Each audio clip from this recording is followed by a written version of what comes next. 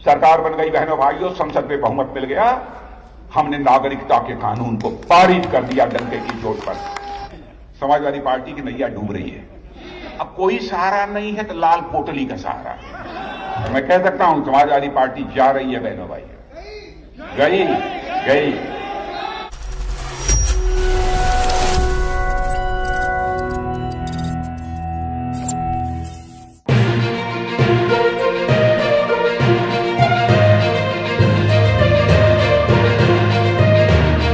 केंद्रीय रक्षा मंत्री राजनाथ सिंह बुधवार को पीलीभीत के अग्रवाल सभा भवन में आयोजित प्रभावी मतदाता संवाद कार्यक्रम में पहुंचे।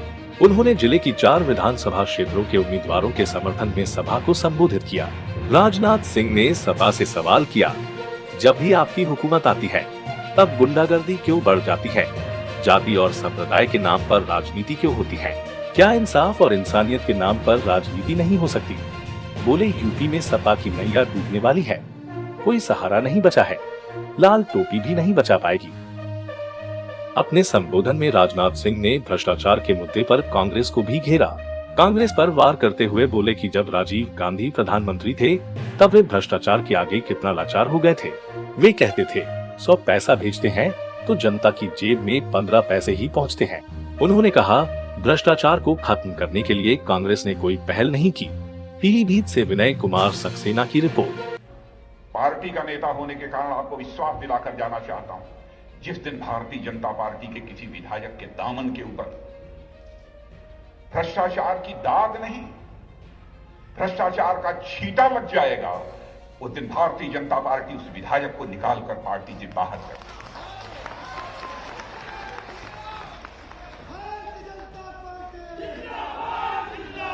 कांग्रेस की सरकारों को भी इस हिंदुस्तान में काम करते हुए मेरे बहनों भाइयों आप लोगों ने देखा है।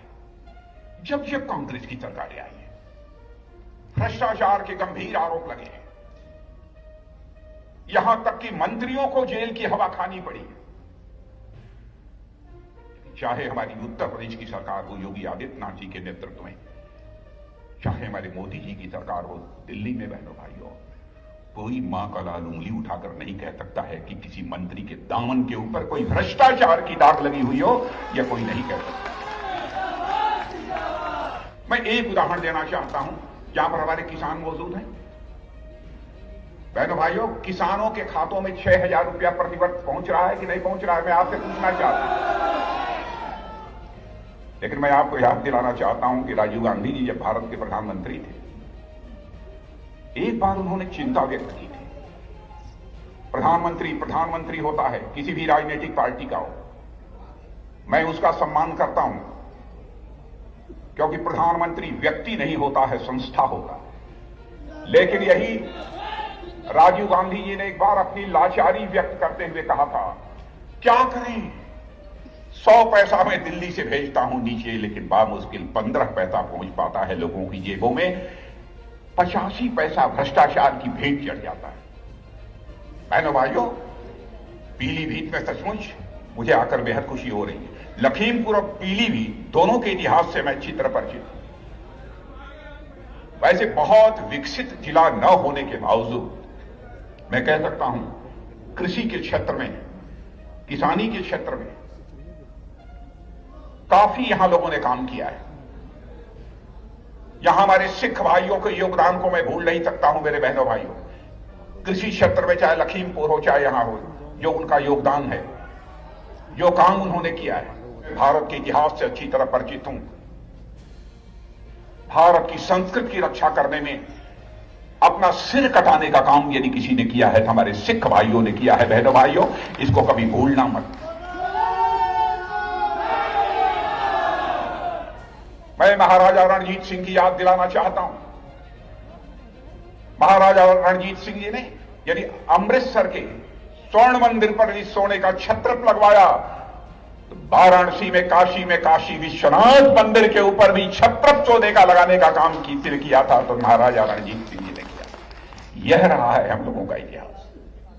लेकिन मैं दावे के साथ सीना ठोक कर कह सकता हूं, भारत की राजनीति में जो यह विश्वास का संकट पैदा हुआ है, इस विश्वास के संकट को चुनौती के रूप में भारत में भी किसी राजनीतिक पार्टी ने स्वीकार किया है तो भारतीय जनता पार्टी ने स्वीकार किया।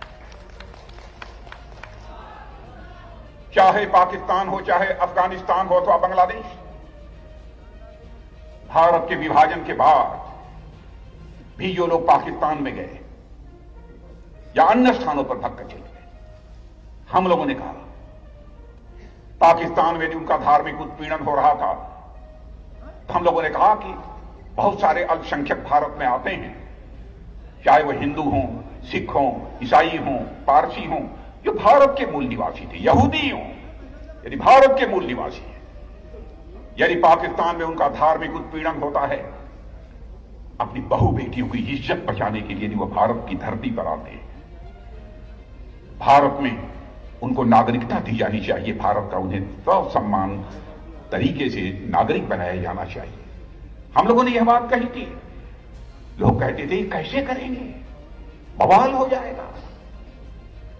सरकार बन गई बहनों भाइयों, संसद में बहुमत मिल गया, हमने नागरिकता के कानून को पारित कर दिया डंके की चोट पर। मैं समाजवादी पार्टी के लोगों से पूछना चाहता हूं, क्या कारण है जब भी आपकी हुकूमत आती है राज्य में गुंडागर्दी बढ़ जाती है? क्या कारण है कि जब आपकी सरकार बनती है दंगे होते हैं? क्या कारण है कि माताओं और बहनों की इज्जत और अस्मत टूटी जाती है? क्या कारण है कि हिंदू और मुस्लिम के बीच आप तफरका पैदा करके वोट हासिल करते हैं?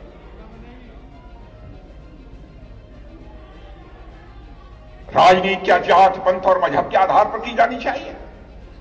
मेरे बहनों भाइयों, क्या राजनीति इंसाफ और इंसानियत के नाम पर नहीं हो सकती? जाति, पंथ और मजहब के नाम पर राजनीति होगी? देश को यह बांटना चाहते हैं? मैं समाजवादी पार्टी के नेताओं को कहना चाहता हूं, राजनीति यह दो शब्दों को मिलाकर बना हुआ है, राज और नीति। नीति यह संस्कृत के नए धातु से बना है, जिसका अर्थ होता है ले जाना, किसी ओर ले जाना, सन्मार्ग की ओर ले जाना। ऐसी राज व्यवस्था जो समाज को सन्मार्ग की ओर ले जाने का काम करे, उसे ही हम राजनीति कहते हैं। लेकिन विडंबना यह है कि राजनीति यह शब्द आज अपना अर्थ भी खो रहा है, अपना भाव भी खो चुका है। उसको पुनः स्थापित करने का काम भारत की राजनीति में कोई कर रहा है तो भारत माता का सपूत नरेंद्र भाई मोदी और उनकी सरकार कर रही है। आपने सुना है समाजवादी पार्टी की नैया डूब रही है, मालूम है कि नहीं? अब डूबते हुए को तिनके का सहारा, अब डूबते हुए को तिनके का सहारा। अब कोई सहारा नहीं है तो लाल पोटली का सहारा है।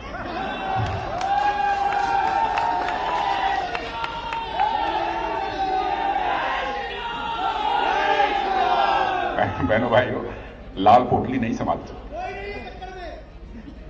लाल पोटली नहीं संभालेगी। और मैं कह सकता हूं समाजवादी पार्टी जा रही है बहनों भाइयों, गई।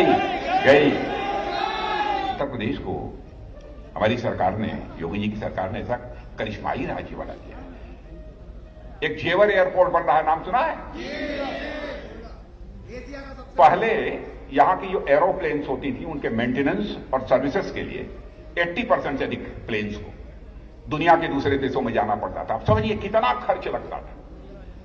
बहनों भाइयों, दुनिया के एरोप्लेन्स की मेंटेनेंस और सर्विस यदि कहीं होगी तो उत्तर प्रदेश की धरती पर होगी, जेवर में होगी, जेवर एयरपोर्ट।